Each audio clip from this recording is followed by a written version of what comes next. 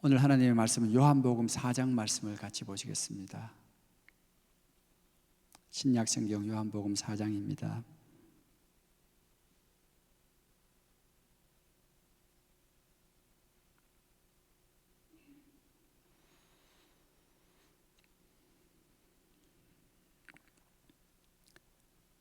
오늘 성경 본문은 요한복음 4장 19절에서 26절까지 말씀을 우리가 한번 보시겠습니다. 여자가 이르되 주여 내가 보니 선지자로소이다. 우리 조상들은 이 산에서 예배하였는데 당신의 말은 예배할 곳이 예루살렘에 있다 하더이다. 예수께서 이르시되 여자여 내 말을 믿으라. 이 산에서도 말고 예루살렘에서도 말고 너희가 아버지께 예배할 때가 이르리라. 너희는 알지 못하는 것을 예배하고 우리는 아는 것을 예배하노니 이는 구원이 유대인에게서 남이라. 아버지께 참되게 예배하는 자들은 영과 진리로 예배할 때가 오나니 곧 이때라. 아버지께서는 자기에게 이렇게 예배하는 자들을 찾으시느니라. 하나님은 영이시니 예배하는 자가 영과 진리로 예배할지니라. 여자가 이르되 메시아 곧 그리스도라 하는 이가 오실 줄을 내가 아노니 그가 오시면 모든 것을 우리에게 알려주시리이다. 예수께서 이르시되 내게 말하는 내가 그라 하시니라. 아멘. 오늘은 읽으신 이 말씀을 기초로 해서 우리 경배에 대해서, 예배에 대해서 한번 우리가 묵상을 해봤으면 좋겠습니다. 우리가 그동안 우리 자신의 어떤 예수 그리스도를 닮지 못한 부분들을 먼저 우리가 회개를 통해서 우리 자신을 깨끗게 하고, 깨끗게 한 우리 자신을 하나님의 것으로 채워 넣기 위해서 우리가 어떤 것으로 우리 자신을 채워 넣을까에 대해서 한번 몇 주에 걸쳐서 우리가 말씀을 묵상해 봤습니다. 감사로 우리 자신을 채워야 하고 또 찬양으로 우리 자신을 채워야 하는데, 오늘 특별히 살펴볼 이 말씀은 아주 중요하게 우리 자신을 경배에, 하나님께 드리는 그런 경배의 마음과 이 경배로 우리 자신을 채워야 한다. 이 경배에 대해서 한번 생각해 보겠습니다. 물론 이 감사와 찬양이 우리로 하여금 하나님의 궁전에 들어가는 그런 어떤 계기를 만들어줍니다. 그래서 우리가 지난 시간에도 우리가 한번 묵상해 본 것 같이 찬양이라는 것은 우리가 자발적으로, 내가 의지적으로 하나님께 어떤 소리나 또 악기나 몸의 동작이나 그 어떤 것이라도 내가 먼저 시작해서 하나님께 드리는, 하나님을 높이는 그런 행동들을 우리가 찬양이라 한다면, 어떻게 보면 이 찬양의 마지막 궁극적인 목표는 그 찬양 가운데 영광을 받으시는 하나님을 만남으로 말미암아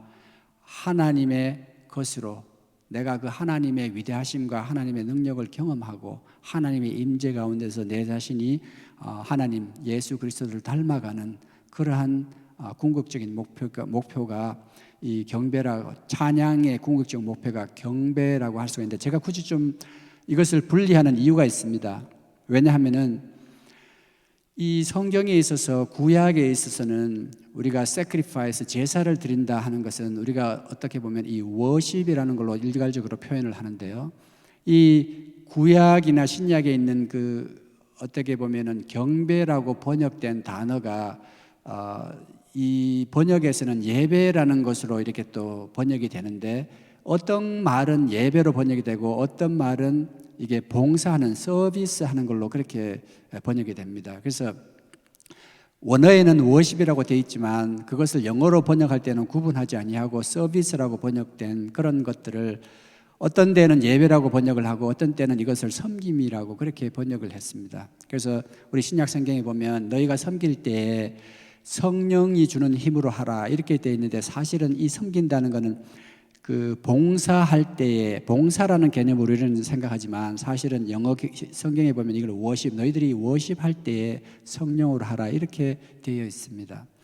그래서 어떻게 보면은 우리가 찬양은 내가 시작해서 하는 것이지만 경배라는 것은 내가 그 하나님의 임재 가운데서 하나님을 만나서 내가 말할 수 없는 하나님의 그 위대하심과 전능하심과 그 말로 표현할 수 있는 그것들을 내가 느끼고 그 하나님과 온전히 나의 가장 깊은 곳에서 우러나오는 것들을 표현하는, 그리고 그 표현하는 가운데 하나님을 내가 느끼는 그 어떤 경지를 우리가 경배라고 한다면은, 사실은 우리가 이 찬양과 경배를 조금 구분할 필요가 있습니다. 어떻게 보면은 우리는 찬양은 많이 하지만은 어떻게 보면 이 경배의 경지까지는 우리가 들어가지 못하는 경우가 많이 있습니다.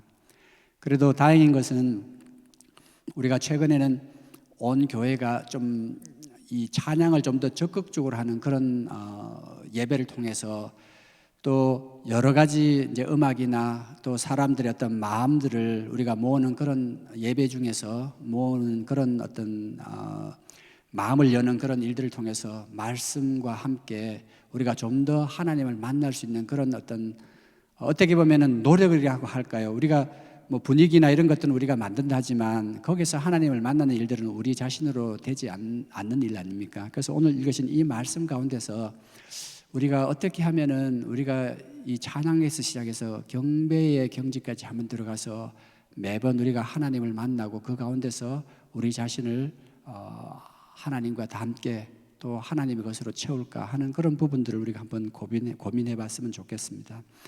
오늘 읽으신 이 말씀은 요한복음 4장에서 19절 말씀에 여자가 이르되 주여 내가 보니 선지자로소이다. 물론 시간 관계상 우리가 앞부분을 읽지 않았지만 여러분들이 익히 잘 아는, 여기 우리가 읽은 이 장면은 예수님께서 사마리아 여인을 우물가에서 만나는 그런 장면입니다. 그래서 뭐 예수님께서 굳이 그곳으로 가지 않아도 되는데 그것을 의도적으로 가신 것, 그리고 거기서 이 여인을 만난 것, 또 이미 만나서 이 여인에 대해서 물을 달라고 요구하고 그 물에 대해서 이야기를 했고, 그리고 이 여인에게 너 남편이 몇이냐고 물어서 이 남편이 여럿이 있었지만 그 어느 누구도 이 여인의 남편이 아닌 상황 속에서 이 예수님이 그것들을 낱낱이 이야기하자 이 여인이 깜짝 놀라서 오늘 읽으신 이 말씀 19절에 여자가 이르되 주여 내가 보니 선지자로소이다. 그래서 이 사마리아 여인이 이 예수님, 자기가 만난 이 예수님이 선지자가 아니고서는 어떻게 자기의 과거에 대해서 이렇게 잘 알까? 근데 재밌는 것은 20절 말씀에 보면은 이 사마리아 여인은 예수님께서 유대인이라는 것도 알고 또 자기 자신의 과거를 알았기 때문에 이분은 뭔가 좀 다른 부분이 있구나, 선지자일 수도 있다. 그래서 물어보고 바로 하는 질문이 있습니다. 근데 그 질문이 바로 예배에 관한 그런 질문이죠. 그래서 20절 말씀 여러분들이 보시면은 우리 조상들은 이 산에서 예배하였는데 당신들의 말은 예배할 곳이 예루살렘에 있다 하더이다. 이 여인이 예배 장소에 대해서 물은 것은 어떻게 보면은 조금 아이러니할 수도 있지만 이 사마리아인에게 예배 장소라는 것은 늘 어떻게 보면은 궁금증을 가질 수밖에 없는 그런 역사적인 배경이 있습니다. 왜냐하면은 지금 이 여인이 말하는 우리 조상들은 이 산에서 예배하였는데 하는 그 산은 그리심 산을 의미합니다. 저희가 잘 아시다시피 이스라엘 역사가 사울이 초대 왕이 된 이후에 쭉 오다가 결국은 솔로몬 이후에 나라가 갈라져서 이 북이스라엘과 남유다로 나눠지는데, 북이스라엘의 초대 왕이 된 여로보암은 사람들이 이 예루살렘에 가서 경배, 유대 땅에 가서 경배하는 것을 막기 위해서 그 단과 베델에다가 단을 쌓아서 거기다가 예배 처소를 따로 만듭니다. 그래서 그 북쪽의 이스라엘 사람들이 예배를 드리기 위해서 남쪽으로 내려가지 못하게 그렇게 했습니다. 그렇게 하는 과정 가운데서 이 사람들은 당연히 자기들이 예배 처소가 거기라 그렇게 생각하고 오랫동안 있었는데, 그 이후에 북이스라엘이 망하고 남유다가 망한 이후에 나중에 이스라엘 백성들이 모든 그 예배 처소들은 이미 이제 무너졌고요. 그래서 이 스룹바벨이 1차 포로 귀환, 바벨론에서 귀환을 올 때에 이 사람들이 이제 성전을 짓기 시작하죠. 예루살렘 성전이 다 무너진 그 성전을 짓기 시작하는데, 이 사마리아인, 북쪽에 있는 사마리아인들도 와서 너희들이 성전을 짓는다고 하니 우리도 같이 좀 끼워달라고 성전을 짓는데 자기들도 같이 거들겠다고 그렇게 제안을 하는데 그것을 거절해 버립니다. 그래서 이 역사적인 이유는 사마리아인들은 그 아시리아의 그 나라가 점령이 되면서 아시리아는 혼혈 정책을 써서 그 사람들의 피가 이미 더럽혀졌다 그렇게 생각을 해서 이 그 유다의 사람들은 그 사마리아인들을 혼혈족이라 해서 굉장히 무시하고 자기들의 어떤 족속으로 생각을 하지 않는 거죠. 그래서 이 사마리아인들이 성전 짓는데 같이 거들겠다 한 그 제안이 거절된 이후로 자기들이 이 그리심산에다가 그 예배 지을 수 있는 그런 어떤 예배 처소를 따로 마련합니다.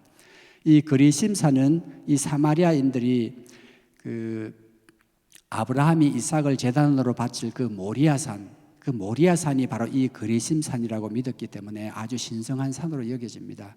그래서 거기다가 이제 단을 짓고 예배를 드리고 그렇게 했었는데, 물론 지금 이 여인이 예수님을 만난 그때는 그 단조차도 다 무너졌지만은 그래도 이 사마리아인의 입장에서는 그 그리심산을 아주 신성한 장소로 여기고 거기를 기도의 처소로 그렇게 생각을 하는 그런 장소였습니다. 그래서 이 여인이 우리 조상들은 이 산에서 예배하였는데 당신의 말은 예배할 곳이 예루살렘에 있다 하더이다. 이 말은 우리 조상들은 그리심산에서 계속 예배를 드리고 했는데 왜 유대 사람들은 예루살렘에서 예배를 드려야 한다고 할까? 이렇게 해서 이 여인이 이 질문을 하는데, 이 질문의 어떤 근본적인 것은 예배의 어떤 그 장소에 대한 질문이 아닙니까? 보면은 우리는 그리심산에서 예배를 하였고 우리 조상도 그렇게 했고 그것이 옳다고 생각을 하는데 왜 당신들은 예루살렘에서 예배를 드립니까? 이 예배의 장소에 대해서 궁금했는데 예수님의 대답은 조금 다른 측면을 나타냅니다. 21절 말씀해 보면은 예수께서 이르시되 여자여 내 말을 믿으라. 이 산에서도 말고 예루살렘에서도 말고 너희가 아버지께 예배할 때가 이르리라. 22절 말씀해 보면 너희는 알지 못하는 것을 예배하고 우리는 아는 것을 예배하노니 이는 구원이 유대인에게로 남이라.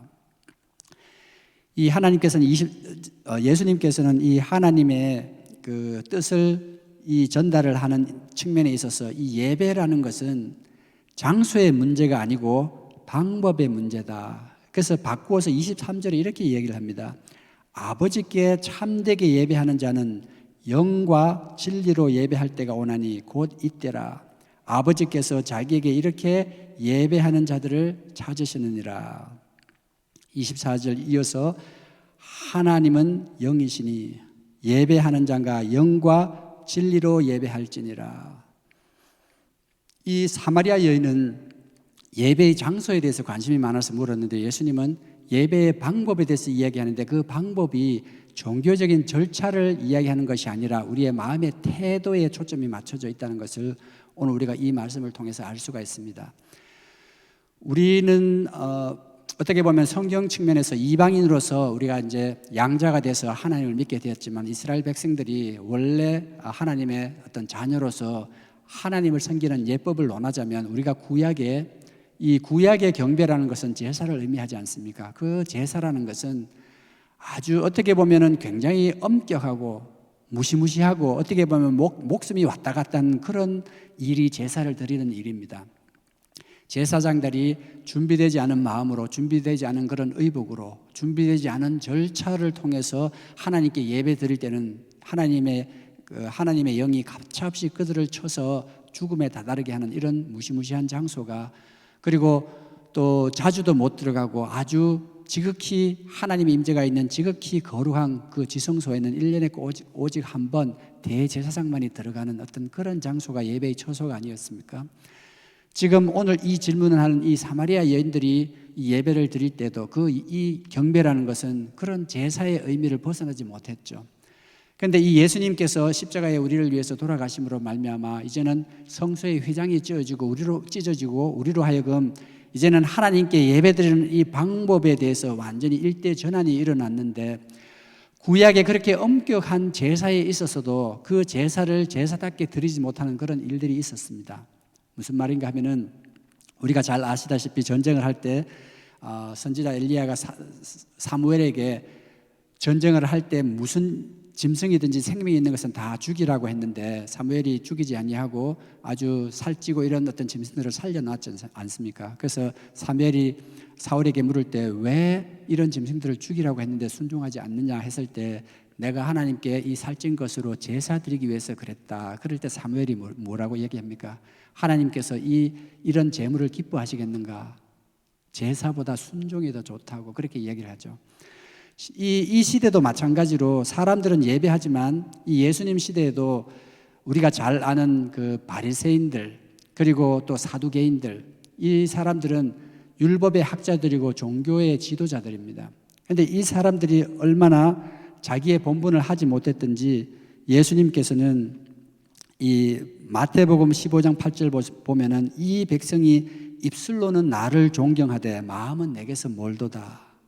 그러니까 어떻게 보면은 결국은 그 당시에도 진정한 예배를 드리는 사람들, 어떻게 보면은 이게 이제 태도에 대한 의미죠. 그래서 예수님께서는 우리에게 너희가 태도에 대해서 예배를 드리는 그 태도에 대해서 문제가 있는데 그것은 바로 이 영과 진리로 드려야 되는 그 예배들을 너희는 절차와 너희 나름대로의 방법대로 예배를 드린다고 예수님께서 질책을 하시는 것이죠.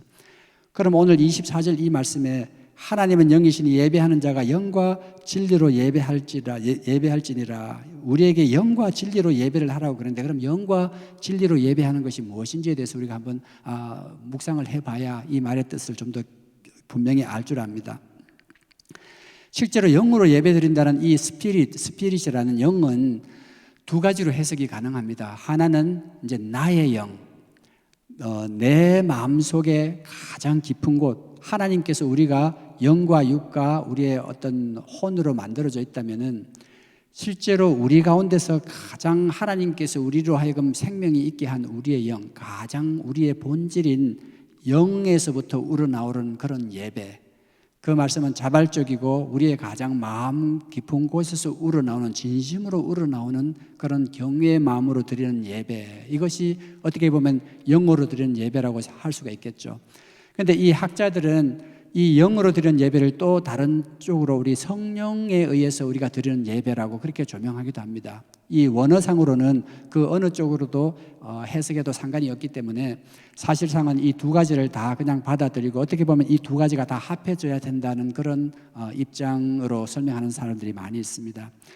그래서 우리가 어떤 하나님께 예배를 드린다는 것은 우리는 우리의 지식과 경험으로는 하나님을 알 방법이 없습니다. 그렇지만 성령께서 우리로 하여금 조명케 하고, 성령께서 우리로 하여금 예배할 마음을 갖게 하고, 성령께서 우리로 하여금 하나님의 깊은 것까지 알게 하시고 계시하는, 성령께서 조명하시는 어떤 그러한 하나님에 대해서 우리의 최대의 우리 깊은 곳에서 우러나오는 그런 경외심을 갖고 하나님께 표현하는 그 행위가 바로 예배라는 것이죠. 그것이 워십이라는 것이죠. 그래서 어떻게 보면은 저와 여러분들은 이 하나님께 찬양과 경배를 드릴 때마다 우리의 마음 깊은 곳에서 우러나오는 진심을 하나님께 표현해야 되고, 또 그 표현의 깊이는 우리가 알지 못하는 곳, 성령께서 우리에게 보여주시고 성령께서 우리에게 감동케 하시는 그런 경지까지 우리가 들어가서 경배를 할 때 우리가 하나님을 만날 수 있게 된다는 그런 의미이기도 합니다. 그럼 진리로 예배를 드린다는 것은 어떤 의미입니까? 진리라는 것은 우리가 어떻게 보면 하나님의 말씀이 진리다, 이제 당연하죠. 진리라는 것은 이 하나님이 말씀 가운데서 이 말씀을 통해서 우리에게 조명하는, 그리고 이 말씀이 말하시는 하나님의 위대하심, 말씀이 말하는, 어떻게 보면 우리 인간이 지어내고 나의 상상 속으로 만들어낸 하나님이 아니라 이 말씀이 우리에게 나타내 보여주신 그 하나님에 대해서 우리가 그 경외를 표현하는 것을 의미합니다. 그래서 어떻게 보면은 이 사마리아 여인을 만나서 예수님이 그 말을 할 때 이 여인이 그래도 자기 나름대로 어떤 들은 말이 있었는지 이 25절 말씀에 보면은 여자가 이르되 메시아 곧 그리스도라 하는 이가 오실 줄을 내가 아는데 그가 오시면 모든 것을 우리에게 알려주십니다. 이 예배에 대해서 우리에게 알려주십니다. 그때 이 26절 말씀에 보면 예수께서 이르시되 내게 말하는 그가 내게 말하는 내가 그니라 하시니라.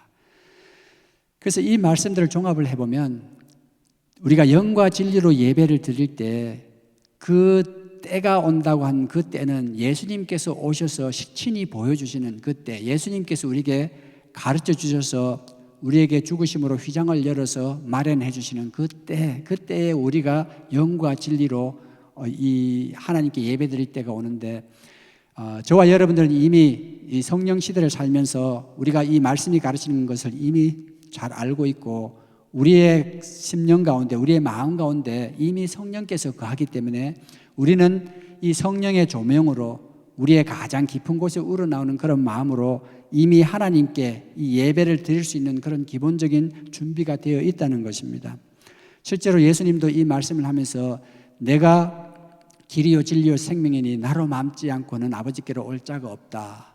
결국은 이 예수님이 우리의 길로서 그리고 진리로서 어떻게 보면 이 예배의 삶이라는 것은 그것이 우리가 하나님을 만나기 위해서 찬양하고 하나님을 만나는 그런 것뿐만이 아니라 이제는 이 예배의 삶이라는 것은 어떻게 보면 우리의 전 어떤 삶을 통해서 표현하는 그것이 예배가 되어야 된다는 이런 어떤 좀 다른 차원에서 예수님이 실제로 삶으로 보여주셨기 때문에 우리는 그러한 예배 방식을 이제는 우리가 따라야 될 줄 압니다.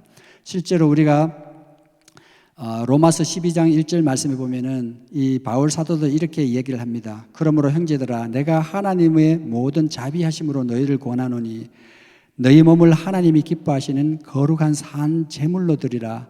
이는 너희가 드릴 영적 예배니라. 실제로 이 바울도 이 성경을 쓸 당시에는 이 유대인이었기 때문에 이 경배라는 것을 제사의 그 의미로 받아들이는 그렇게 해석을 하죠. 그것을 우리로 오늘날로 따지면 이 경배라는 것을 뭐 찬양과 경배 아니면 이 예배 이런 것들을 우리가 해석을 할 수가 있겠습니다. 그런데 이 영으로 우리가 예배를 드린다, 또 진리로 예배를 드린다, 이 어느 한 곳에 너무 치우치면 조금 비정상적인 어떤 그런 예배 형태가 됩니다. 우리가 사실은 영으로 치우쳐서 예배를 드리는 어떤 그런 형태를 우리가 순복음이나 이런 계통에는 너무 영을 좀 강조하는 그런 경향이 있죠. 그래서 그 사람들은 우리가 예배를 할 때 성령께서 하는 그런 감동이 있어야만이 된다. 또 성령이 하는 그런 역사가 있어야만 된다. 너무 이런 외형적으로 느낌 이런 쪽으로 초점을 맞추는 그런 경향이 있는데 그렇게 되면 하나님의 말씀이 조명하는 그 하나님 진리에 대해서 우리가 소홀을 하게 됩니다. 또 반대로 어떤 교단은 너무 진리, 말씀에 대해서 우리는 오직 말씀만 하면 된다 이렇게 해서 말씀에 너무 초점을 맞추어서 이 영적인 것, 성령의 어떤 그런 역사나 이런 것들을 오히려 방해하게 되면은 우리가 하나님께 드리는 영과 진리의 어떤 균형 잡힌 그런 예배를 드릴 수가 없게 됩니다.